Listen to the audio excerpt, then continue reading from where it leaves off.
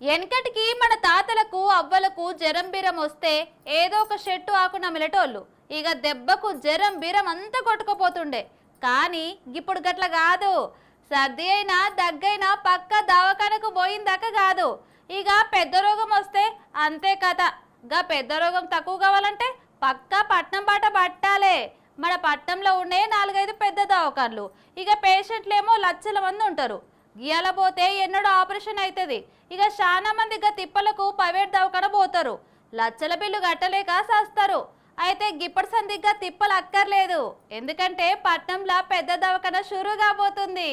Telangana public కోసము 1200 కోట్ల రూపాయలు పెట్టి టిమ్స్ దవాఖాన కట్టింది పోయిన సర్కారు.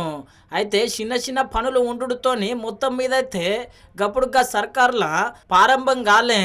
ఇక ఇప్పుడు చిన్న చిన్న పనులు కూడా మొత్తం అయిపోయినాయి. ఇక జూన్ 2 తారీఖు నాడు ముఖ్యమంత్రి సీఎం రేవంత్ సారు చేతుల మీద మొత్తం మీద అయితే టిమ్స్ దవాఖాన ప్రారంభం అవుతుంది.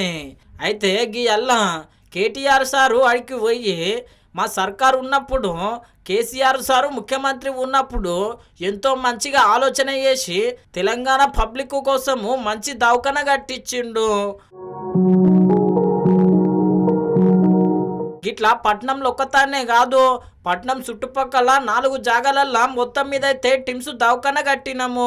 గది మా లెక్క, గది మా తరిక అని చెప్పి మొత్తం మీద అయితే గీ అల్లా టిమ్స్ దవాఖాన పోయి ఆడ పనులు ఎట్లెట్లున్నాయి ఏమేం సంగతి అని చెప్పి మొత్తం మీద అయితే చూసిండు.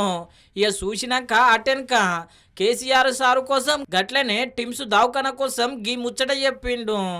కేసీఆర్ గారి విజన్ ఎంత గొప్పది అంటే, మా ఇల్లు నందినగర్ లో ఉంటది. ఆ నందినగర్ ఇల్లు పక్కనే బసవతారకం క్యాన్సర్ హాస్పిటల్ ఉంటుంది. కేసీఆర్ గారు రోజు వచ్చేటప్పుడు పోయేటప్పుడు చూసేది ముఖ్యమంత్రి కాకముందు. అక్కడ మొత్తం రోగులకు సంబంధించిన అటెండెంట్స్ అందరూ రోడ్డు మీద నించొని ఉంటారు, రోడ్డు మీద పడుకొని ఉంటారు ఆ ఫుట్పాత్ల మీద. అది చూసిన తర్వాత ఈ టిమ్స్ హాస్పిటల్ కట్టేటప్పుడు కేసీఆర్ గారు ఆలోచించి ఆ వచ్చిపోయే అటెండెంట్స్ కోసం కూడా ఒక ధర్మశాల కట్టాలని చెప్పి ఇక్కడ బ్లాక్ కట్టారు. ఇవాళ 200 మంది అటెండెంట్స్ కోసం ఒక ధర్మశాల కూడా పూర్తి ఆధునికంగా 200 పడకలతో వారి కోసం కూడా ఇవాళ ఇక్కడ నిర్మాణం చేయడం జరిగింది.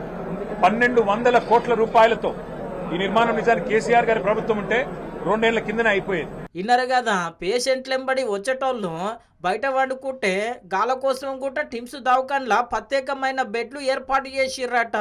ఇక సౌలతులు అయితే ముద్దుగానే ఉన్నాయి గాని చూడాలే గన్లా వైద్యం ఎట్లుంటుందో.